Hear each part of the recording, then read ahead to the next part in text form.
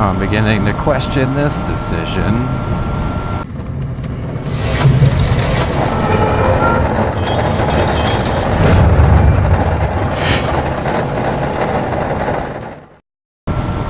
What's going on, guys and gals? This is Autotech, and we are heading to Montana, and we are leaving after dinner, late in the season, so it's going to be dark soon, and it's going to be rush hour to get out of Calgary here. I'm kind of hoping I'm just a touch before it, and I'm not going to get jammed up right at the south end, but judging by the amount of brake lights I see coming up, could be some bumper-to-bumper crap. So why go right now? You know, put myself in an uncomfortable state, I suppose, because customs is being stupid.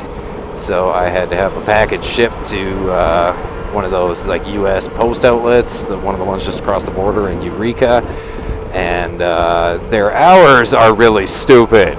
They're only open 10 to 2 Saturday, and the mornings are so cold here lately. I just don't feel like freezing to death at like 5:30 in the morning to kind of get there at a decent time. So the only feasible option was to leave Friday immediately after work and just deal with it being like dark and potentially a little bit cold, but like as I'm getting to Eureka, but it should be pretty warm most of the way. Why am I taking the FJ09? Because I want to. How about that? I don't really have a valid reason. I was kind of thinking about it throughout this week, and I was just like, yeah, I haven't really put any miles on that one, so I guess I'll jump on that one, take that one down. FNJ was supposed to be tagging along with me, and we were actually going to make a whole weekend out of it. You know, stop, spend the night in Eureka tonight, and then tomorrow just cruise around Flathead or whatever, kind of do our own thing, and then stay in like Kalispell, and then Sunday do the pass and head home. But unfortunately his passport was expired, and so yeah, I'm not quite sure how to elaborate any further on that one. He didn't check it back when we were originally talking about it, so it turns out it was expired. So he is sitting this one out. I guess it happens, whatever. Well, isn't this fun? I have a feeling I am going to get the rubber glove at the border. Whether it's going down or coming back, I think I'm going to get the Al-Qaeda treatment. I guess that's not politically correct to say these days. Yeah, whatever. Solo guy coming down, probably crossing the border around like 11 o'clock at night on a Friday. Seems a little suspicious. All right, yeah, I'll give him that. So I might get harassed on the way down. Now that I'm not making it an entire weekend anymore, I'm going to be just kind of hanging out there for the morning, wait until they open, have breakfast, maybe lunch or whatever, cruise around a little bit, and then I'm going to be heading home. So solo guy crosses border at 11 o'clock at night, and then solo guy comes back 16 hours later. So it's either going to be coming across or going down, but I'm going to get singled out for random selection.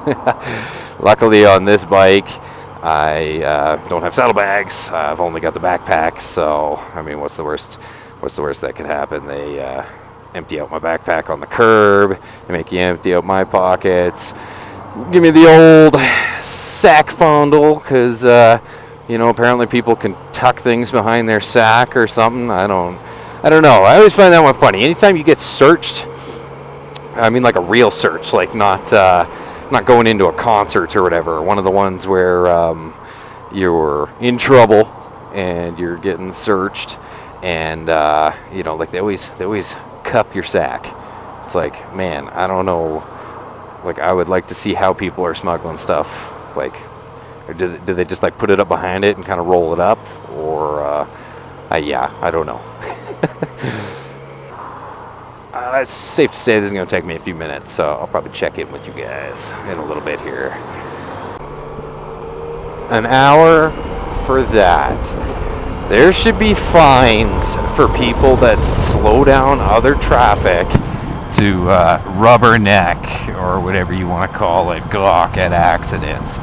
Because, yeah, there's a accident on the right side in the shoulder and an ambulance in the shoulder.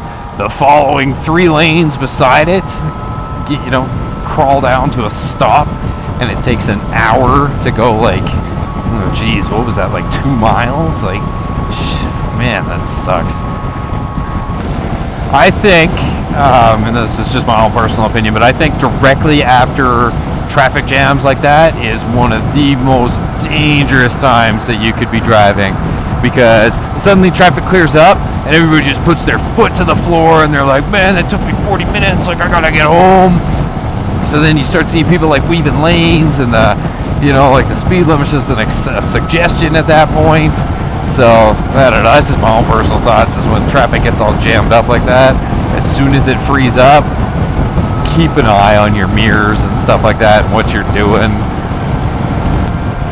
When you get all jammed up in traffic on this thing and you start to get hot and gross, because it protects you so much from the wind, it takes you a while to like cool back down. Like my chest is still like just cooking because it's not really getting hit with any wind. I am so bad for this, and it doesn't matter what bike I'm on, I always do it. I am pushing my luck when it comes to the fuel. I had the reserve light start flashing at me, and then the, you know, odometer or whatever switched over to fuel trip, and I was like, I ain't stopping. I'm like 40 kilometers from Nanton. Then I got to thinking in my head, I was like, okay, if I read the book quite right, you know, it said 3.8 liters per reserve. I'm going through, like at the speed I'm going, the wind I've got, going through about like 4.8 liters per 100 kilometers. So like that should give me like 75 kilometers. Perfect. I'm about 5 minutes out from Nanton, so not a huge concern. Like I could technically push it from here. It would suck, but yeah, I'm really gonna stop doing that. So that traffic actually really screwed me up, because I looked and I saw that I had 2 bars, and I was like, I just want to get out of the city, go, you know, like a little bit over an hour, like an hour and a half out of town, and then I'll stop and grab fuel. I didn't account for sitting in traffic for an hour, so that's kind of my bad. Oh yeah, I still had 3 liters of fuel. Could have gone forever. I wanted to just pull up there and grab a smoke, but dickhead sheriff decided to park there. I can't stand sheriffs. Sheriffs are the worst of the bunch. Up here, like, you got your city cops, you know, you got your RCMP, Royal Canadian Mounted Police, and then you got these dickhead fucking security guards of the highway, sheriffs. For the longest time, I don't even think they were allowed to arrest people. Like, they weren't even real cops.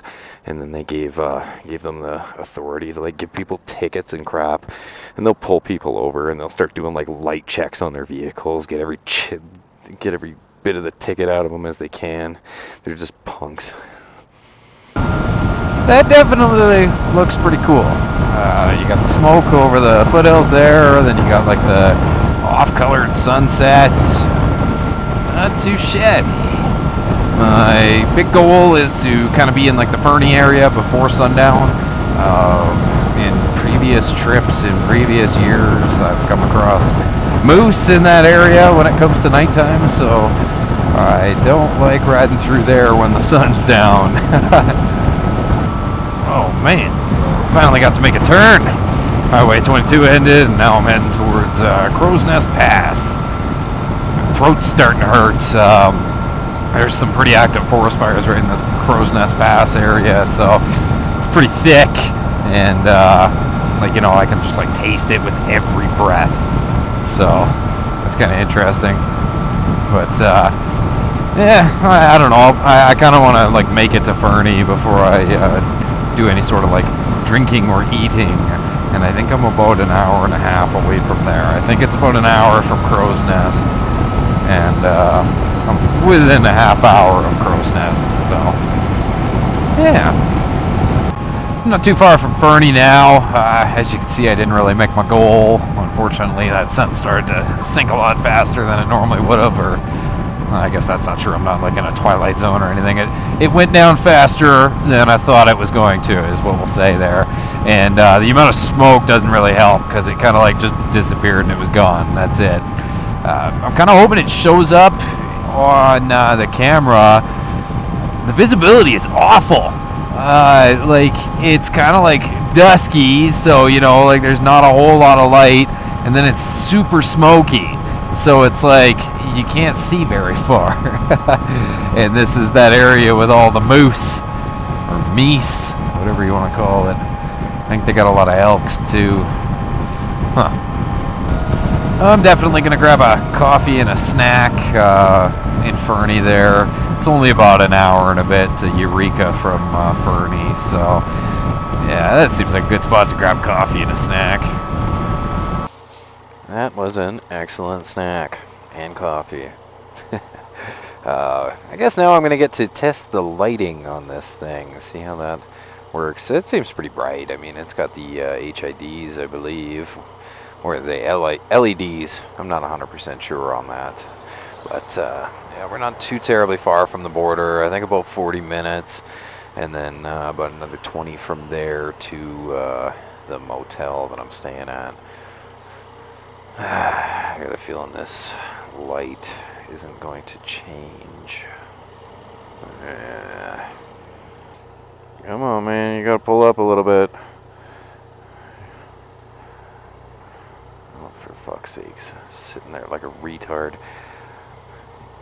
I pulled up like a whole bunch here, practically in the intersection, and he's just sitting there a car length back. Like, yeah, no, the light isn't gonna change if you don't go on the sensor. And this Yamaha ain't gonna set off the sensor.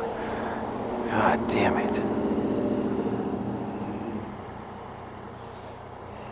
Oh, very nice. Even with the street lights or whatever, these lights are quite nice. I should have cleaned my visor though at that stop, because it is just caked from one end to the other. These lights work awesome. Like, I already said that, but no, I'm just kind of barreling down some whatever highway rolling up to the border here, and there's like no one around. So there's high beam, low beam, high beam, low beam. That's, man, you can't complain about that. Like, for a motorcycle, like, man, that's got some good lights. Kind of makes me want to invest in the Daymaker for the Harley, which is rather expensive because, yeah, turns out the Canadian headlight bucket is different than the American headlight bucket. I think I've mentioned that in a previous video because I'm really unhappy about that. Well, all right there, senors and senoritas. Wish me luck slipping into the U.S. here. I'll be in and out before Trump even knew I was there. Those damn snow Mexicans. All right, here we go. No issues whatsoever. That's pretty unexpected. He did ask me why I'm by myself, though. And I was like, well, because FNG's fucking passport expired. Son of a bitch. And he's like, all right, man, see you later. I was like, really? You don't want to, like, stick your fingers in my bum and check under my ball sack for stuff? No, I didn't actually ask that, because he'd probably take me up on it. So, when I had looked at the map not too long ago, it looks like my motel is somewhere on the left, like just before you get into Eureka. So, I guess we'll have to see. Boy, I sure know how to fucking pick them, guys. This is the one. Fuck. Does each room come with its own hooker, or how's that working for me? Fuck's sakes. Man, I am so bad at picking motels. But this place is so cheap, it's fantastic. Awesome sauce. Well, alright there, guys and gals. Make sure you go on and hit that subscribe button. And, yeah, let me know if you've done any stupid stuff like this, or you just haul ass into another country at nighttime. Alright, thanks for taking the time and watching.